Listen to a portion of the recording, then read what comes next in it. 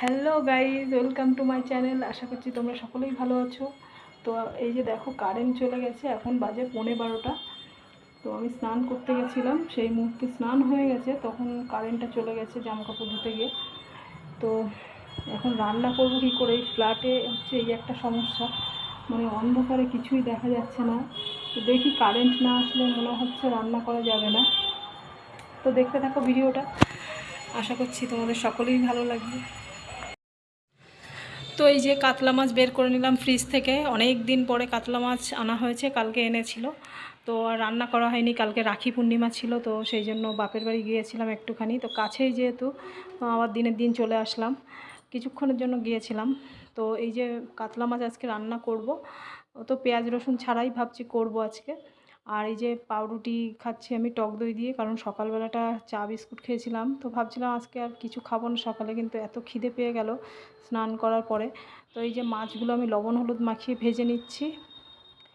তো 4 পিস মাছ একবারে দিয়ে দেবো। আর এগুলো হচ্ছে চালানি কাতলা। তো চালানি কাতলা কিন্তু বিয়েবাড়ি বা অনুষ্ঠান বাড়ি কিন্তু চালানি কাতলা মাছই রান্না করা হয় বেশি।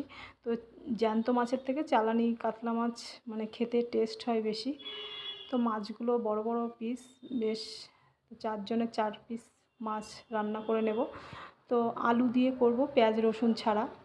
তো মাছ ভাজছি, আর এদিকে দেখো কি বৃষ্টি পড়ছে। তো যখন বৃষ্টি হচ্ছিল না সকালে, তখনই স্কুলে গেছে, 10:30 11টার সময় তখন স্কুলে গেছে। তো এদিকে বৃষ্টি পড়ছে আর আমি ভেতরে রান্না করছি, বেশ ভালোই লাগছে। সবই ঘরের মধ্যে, কোনো অসুবিধা নেই। তো আমি আলুটা মাছ ভাজার পরে একটু লবণ হলুদ দিয়ে আলুগুলো একটু লাল লাল করে ভেজে নিচ্ছি। তো গ্যাসের জোরটা কমিয়ে ভাজা করছি আলুটা। আর এদিকে এই যে কাঁচা লঙ্কা, আদা, আর এই ফোড়নে দেওয়ার জন্য জিরে, গোটা গরম মশলা আর তেজপাতা নিয়েছি, আর একটু কাশ্মীরি লঙ্কার গুঁড়ো। তো আদা আর কাঁচা লঙ্কাটা আমি বেটে নিচ্ছি শিলে।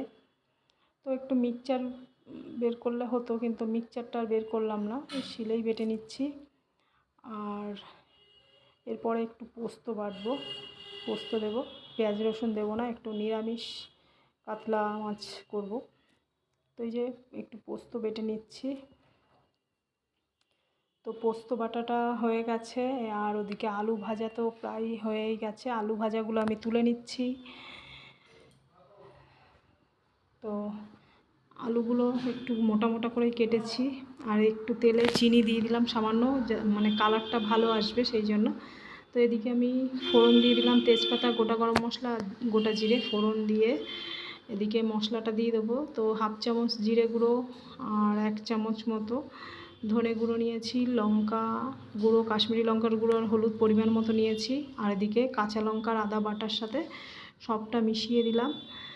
দিয়ে এবার তেলে দিয়ে দিলাম মশলাটা, দিয়ে একটু কষিয়ে নেব। আর সামান্য বাটিটা ধুয়ে জল দিয়ে দিলাম, দিয়ে আর একটু কষিয়ে নিচ্ছি।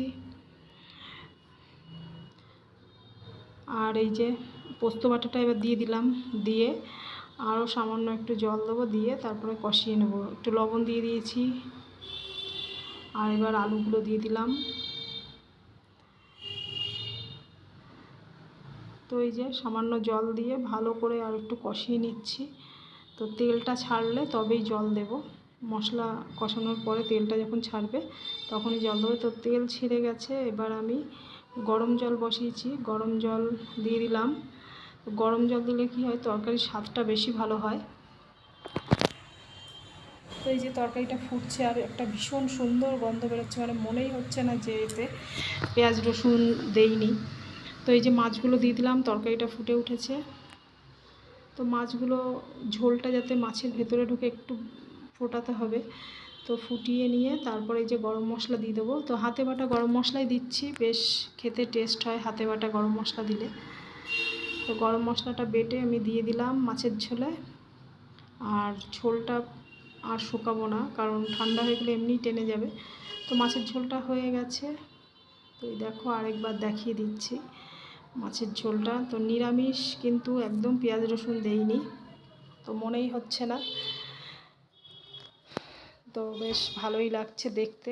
দেখতে যখন ভালো হয়েছে তো খেতে নিশ্চয়ই ভালো হবে। তো ওর দাদুকে আমি খেতে দিয়ে দিচ্ছি, কারণ মিষ্টু আস্তে আস্তে 4টে বেজে যাবে, তো আমাদের খেতে খেতে 4:30 বাজবে। ওর দাদুকে 2টোর মধ্যেই দিয়ে দিচ্ছি।